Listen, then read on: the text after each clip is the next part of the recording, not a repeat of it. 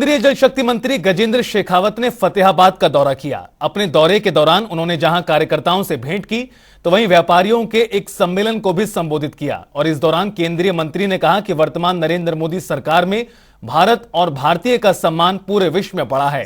9 सालों में मौजूदा सरकार ने भारत को विकसित भारत बनाने में कई कदम चलकर पूरे किए। बीजेपी के सर्वे पर पूछे गए सवाल पर उन्होंने कहा कि हरियाणा में कोई भी लोकसभा सीट कमजोर नहीं है। हालांकि इन सीटों पर पिछले दिनों बीजेपी की जीत का मार्जिन कम रहा है, उन पर ज्यादा फोकस किया जा रहा है।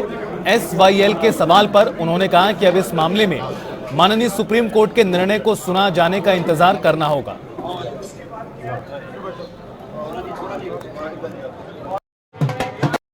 पिछले 9 वर्षों में माननीय नरेंद्र मोदी जी के नेतृत्व में देश ने सेवा, सुशासन, गरीब कल्याण और राष्ट्र निर्माण इस संकल्प के साथ में काम किया है और उसका प्रभाव आज देश और दुनिया में सब जगह दिखाई देता है। मैं ज़्यादा विस्तार में नहीं जाना चाहता, लेकिन सामान्य मानवीय के जीवन में परिवर्तन ला करके उनका सशक्तिकरण करना, देश के सभी क्षेत्रों में एक साथ विकास करना, देश को विकसित भारत बनने की दिशा में ले जाने के लिए आवश्यक इंफ्रास्ट्रक्चर को क्रिएट करना और उसके साथ साथ में भारत प्रथम की नीति के माध्यम से भारत के को अपने हृदय में केंद्रित करके भारत के हितों के साथ समझौता करने वाला कोई भी काम न करेंगे, न होने देंगे।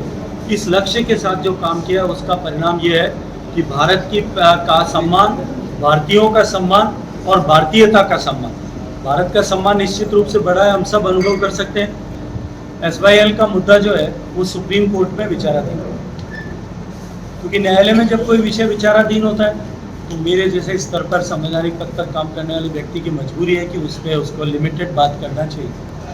लेकिन इतना अवश्य कहूँगा कि सुप्रीम कोर्ट ने जो निर्णय किया था, जो आदेश किया था कि भारत की सरकार सचिवों के स्तर पर बात करके, मुख्य सचिव के स्तर पर बात करके और बाद में मेरे स्तर पर मुख्यमंत्रियों के साथ बैठ करके कोई मध्यम मार्ग निकालने का, समझौता करने का, इम्प्लीमेंटेशन का प्रयास करें।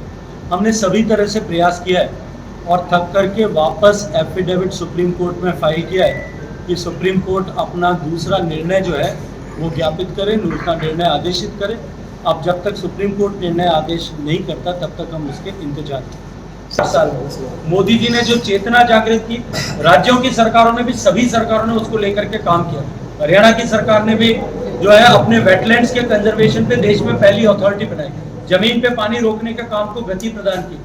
आज इस तरह के समन्वित प्रयासों का जो है परिणाम ये है कि देश में जो पानी, भूगर्भ के जल के घटने का, अगर मैं पूरे समग्र दृष्टि से पूरे देश में बात करूं तो घटने का ट्रेंड था, वो रिवर्स ट्रेंड करने में हमने कामयाबी प्राप्त की।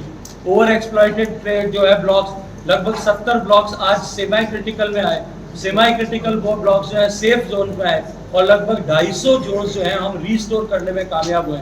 लेकिन ये सफलता स्थायी नहीं है, हम सबको समन्वित प्रयास करने पड़ेंगे। कि इंटरनल सर्वे, पार्टी में सर्वे होते हैं, अलग अलग दृष्टिकोण से चिंतन मनन होता है। ऐसा मैं नहीं मानता कि कोई लोकसभा क्षेत्र, चाहे सरसा होगा या कोई और लोकसभा क्षेत्र, ऐसा कमजोर माना गया होगा। लेकिन कुछ लोकसभा क्षेत्र ऐसे हैं जहां भारतीय जनता पार्टी मार्जिनली कभी जीती है या मार्जिनली कभी हारी। कुछ लोकसभा क्षेत्र ऐसे हैं कि आज़ादी से लेकर के शायद एक बार ही हम विजयी होंगे, जिनमें से सरसा भी एक। ऐसे लोकसभा क्षेत्रों पर हमको और अधिक फोकस करके काम करने की आवश्यकता है। वहाँ एक सीनियर लीडर्स जो हैं वहाँ बैठे, लोगों के साथ में चर्चा करें और किस तरह से आने वाले 2024 के चुनाव में हम उन क्षेत्रों में जीत को सुनिश्चित कर सकते हैं। जहाँ जीते हुए वहाँ पे न जीत सकते हैं, जहाँ हम पिछले चुनाव में जीतने में कामयाब नहीं हुए वहाँ दोबारा जीतने के अगले चुनाव में कामयाब होने के लिए काम कर सकते हैं। ऐसे सीनियर लीडर्स को जिम्मेदारी दी है। मुझे सरसा की जिम्मेदारी दी है और मैं आपको आज जिम्मेदारी के साथ में यहाँ से कह रहा हूँ कि 2024 के चुनाव में जब परिणाम आएगा, पहला रिजल्ट जो भारतीय जनता पार्टी के पक्ष में आएगा वो सरसा से आएगा।